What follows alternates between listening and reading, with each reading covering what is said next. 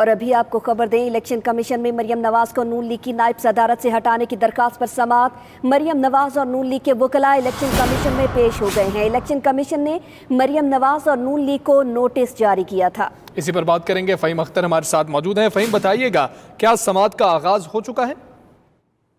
ہاں جی بالکل، chief election commissioner کی سربراہی میں 3 رکنی الیکشن کمیشن نے مسلم لیگ نون کی نائب صدارت سے مریم نواز کو ہٹانے کے کیس کی سماعت کی، جس میں مسلم لیگ نون کے وکلاء پیش ہوئے۔ بیرسٹر ظفر اللہ مریم نواز کی جانب سے اور جہانگیر جدون جو ہے نون لیگ کے صدر شہباز شریف کی جانب سے پیش ہوئے، اور نون لیگ کے وکلاء کی جانب سے یہ کہا گیا کہ مریم نواز کی جو تعیناتی کی گئی ہے، ان کو نائب صدر کا جو عہدہ دیا گیا ہے، اس کا نوٹیفیکیشن اور پٹیشن کی کاپی فراہم کی ہے، جس پر پاکستان تحریک انصاف کے وکیل حسن مان کی جانب سے کہا گیا کہ کیا نون لیگ اس بات پر کی بات کر رہی ہے کہ مریم نواز کو نائب صدر کا عہدہ نہیں دیا گیا، جس پر چیف الیکشن کمشنر نے کہا کہ مریم نواز کی تعیناتی کا نوٹیفیکیشن اور جو پٹیشن ہے وہ مسلم لیگ نون کے وکلاء کو فراہم کی جائے، اور کیس کی سماعت 25 جون تک ملتوی کر کے مسلم لیگ نون سے جواب طلب کر لیا گیا ہے۔